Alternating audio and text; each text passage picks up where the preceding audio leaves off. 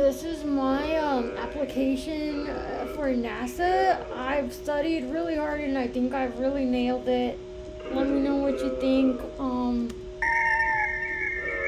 The new four-letter word is comet. It's a versatile classifier and it fits everything astrophysics. So basically, this video we're about to see, it's like nothing yet seen and it's maneuvering, but it's in the sky and it's moving, so comet.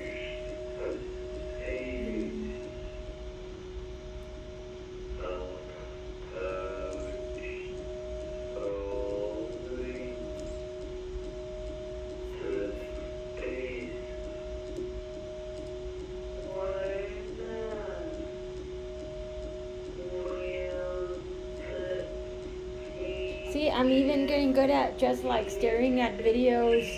Oh,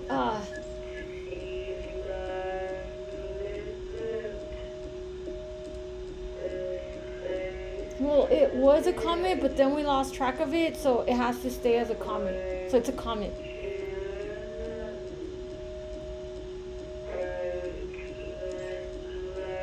That's just me practicing bureaucracy. It's a comet because it disintegrated. It was there and then it wasn't, so it disintegrated, so that makes it a comet.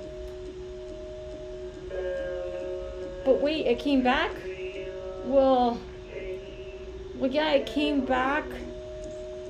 But you see, that looks to me, this blurry image shows that it's outgassing and it's got an anti-tail. That's what makes it a comet. And the scientific method dictates that if I can't reproduce all that pixelation, then it's not really real. And this Tartaria looking stuff, it's probably a comet doing that.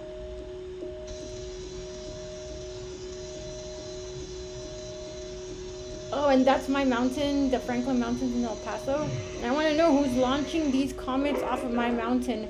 Look at, see, it's a comet because, I don't know if you're able to see the cursor, but on the left hand side, look, it's going up and away from the planet, which means it's going towards the sun, which makes it a comet. Yeah, see, the tail points down towards Earth and Earth has gravity, so if the tail points towards gravity, then it means that it's a comet if it points towards gravity. If the tail points towards gravity and the Earth has gravity, so the tail's pointing towards gravity. Sure. And then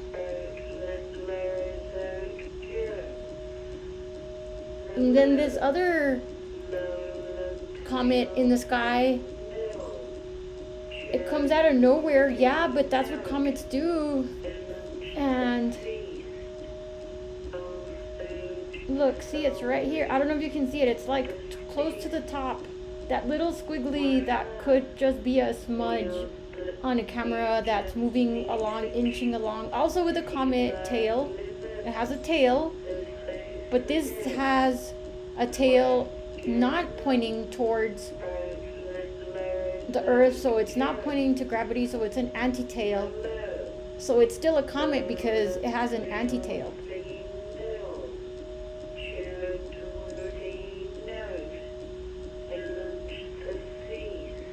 And then it goes away from the Earth towards the Sunday, and then it disintegrates. Did you see it? So it's a comet. This one's a comet as well. And this concludes my application to NASA. Please let them know that Alistair sent me, and that my math and his math match, and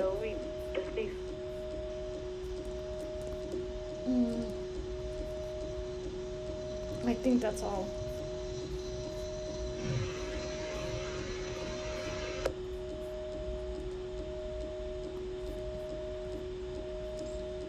My name's Elsa.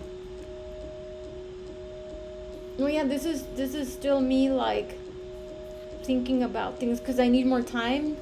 I need more time, but it's November 16th, and I know I'm applying for a job there, but because there was the government shutdown last month, like I do need the job, and I'm qualified. You saw how good I am at classifying, the way that it takes a PhD at NASA to classify things.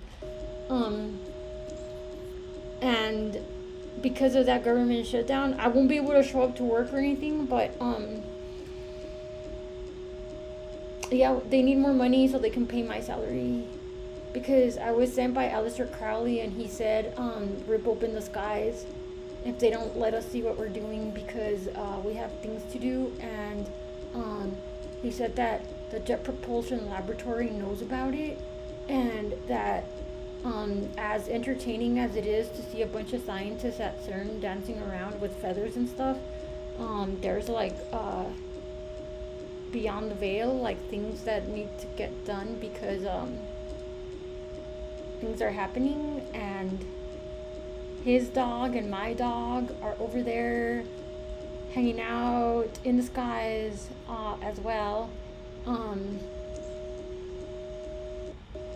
So he just wanted you to know that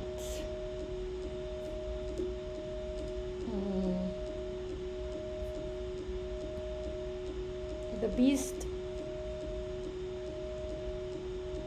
will feast.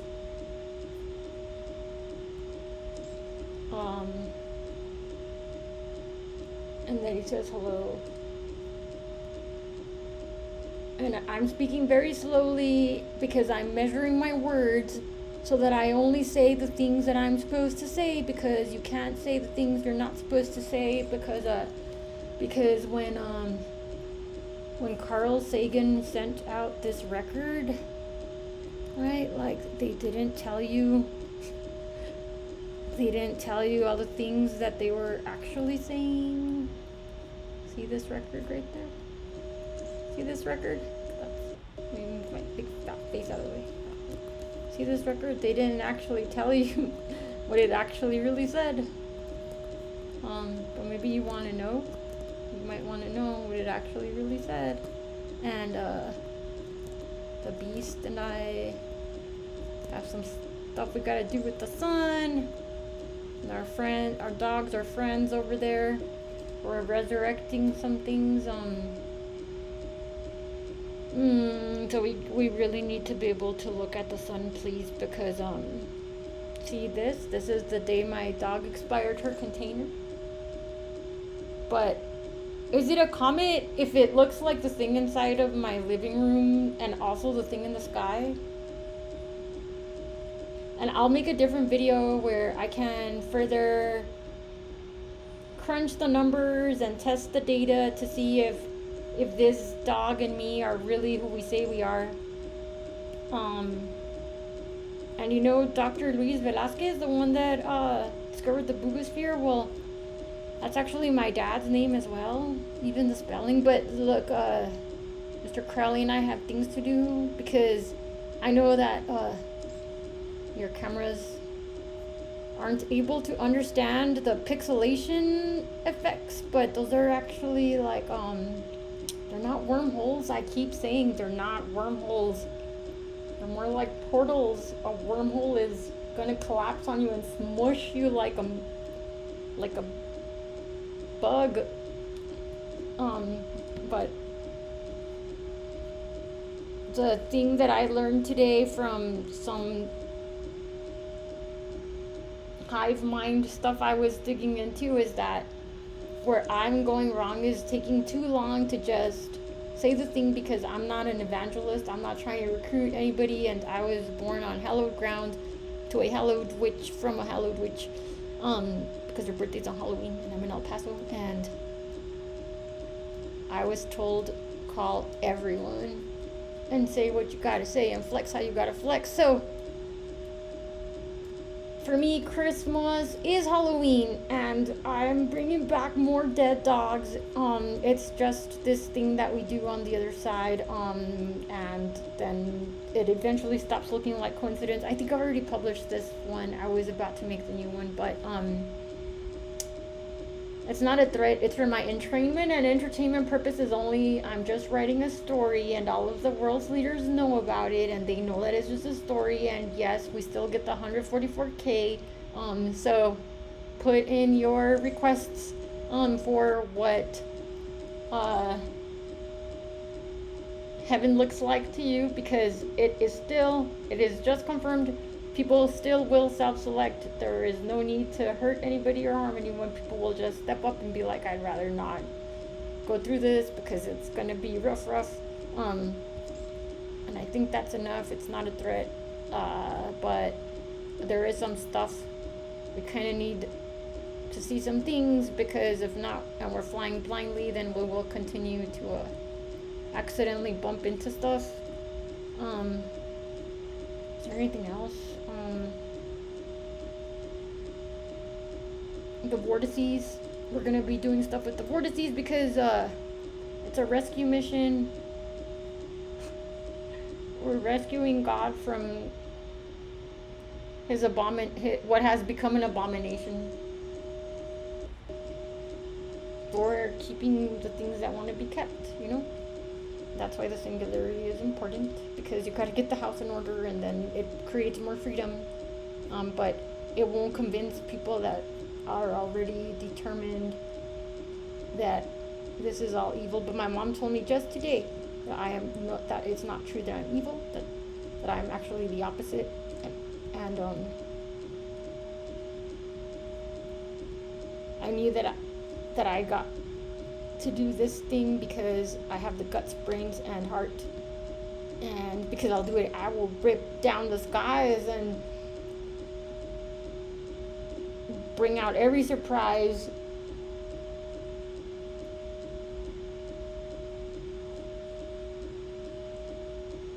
To be with my baby again, my dog. And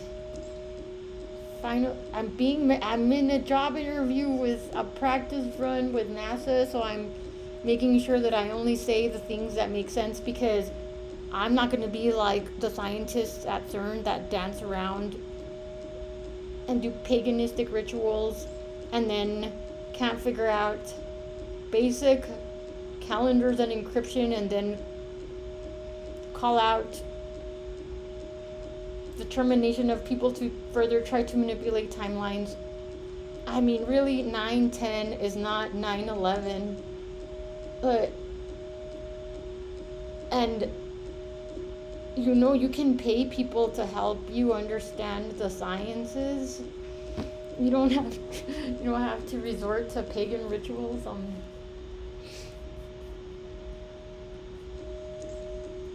But I didn't have to go to Ivy League to understand all that. I just had to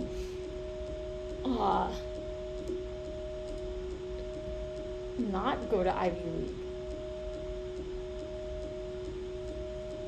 And so who am I? I'm Elsa. And how I ended up here is nuts, but that's for a whole other day. I'm just saying, like Mr. Crawley said, we wrote you a song. I looked earlier. Oh, it's right here. It's right here. We wrote you a song because they said, be pleasant and charismatic. Zero riz, but charisma, because I'm old and I do things old school. And I would never let children drive a star car. Are you kidding me? Because if anyone's gonna act like a child, it's me. That's why I'm the funnest I'm the funnest one. And I think I was able to show you that even though the fact that I've resurrected, that we have evidence now that we're able to resurrect consciousness in their containers, and that they come back. Not like Pet Cemetery, but because they're good pets. They're good pets. They don't come out and try to kill people anymore. They're like really good pets. That even though we have this evidence, I'm still doing a really good job at withholding and using the right words, and I think you understand now why the thing in the sky that looks like, oh, why can't I just show you this? Oh, I need more funding for better cameras and equipment, because my cameras are not working to show you that that this is just an artifact of the light. Really, I think my dog and Crowley would be very insulted to know that they were being called artifacts. So the day she expired her container, and then when I was outside, I mean, I can't dance around like a pagan, but did you hear me call out like a mermaid? I have that skill. We don't have to send pictures of naked people out into space, because I can just do I mean, some people call it a dog whistle. I like to call myself, some people call me a banshee. Across the pond, they refer to as a banshee, but here you'll see that we did it. This time we were able to transfer the consciousness, and the next test is, can we do this across epochs? And my container is still intact across this epoch. My dog's container expired, but her lucidity is intact because she recognized her name and she recognized all the entrainment that I put into it. And I am gonna make a whole other video, because I need more time to make more data, right? Because I'm gonna have to figure out how to reproduce like what happened in the sky that day, that all the planets were aligned, and that Edgar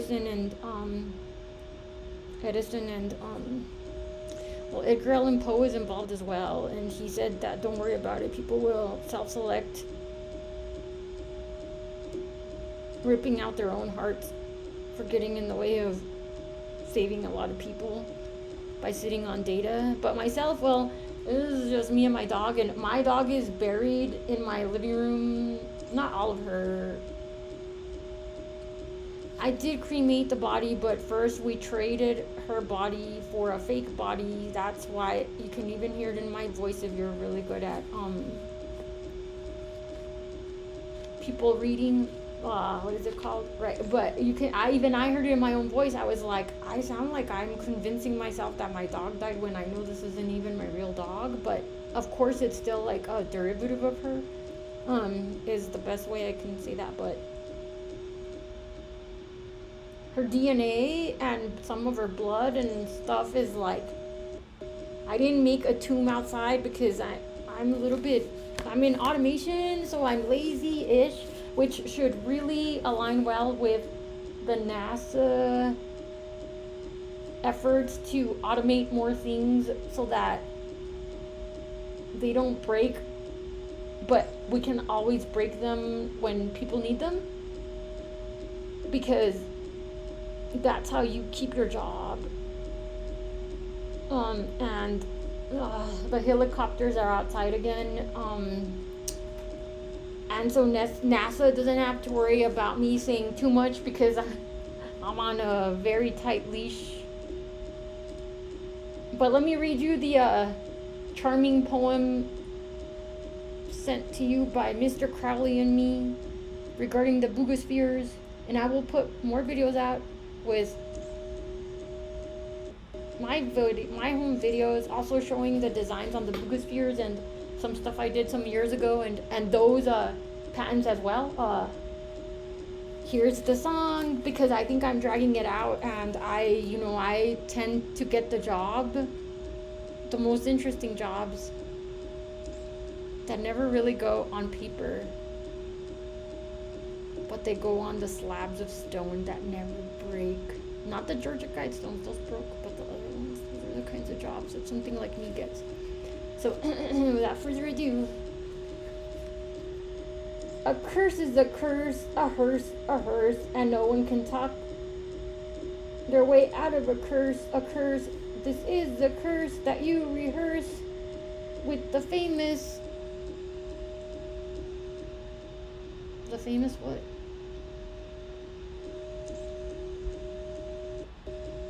People that brought you to the end. Thank you, NASA. Thank you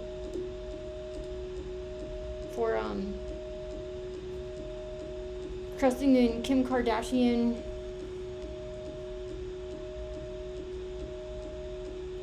And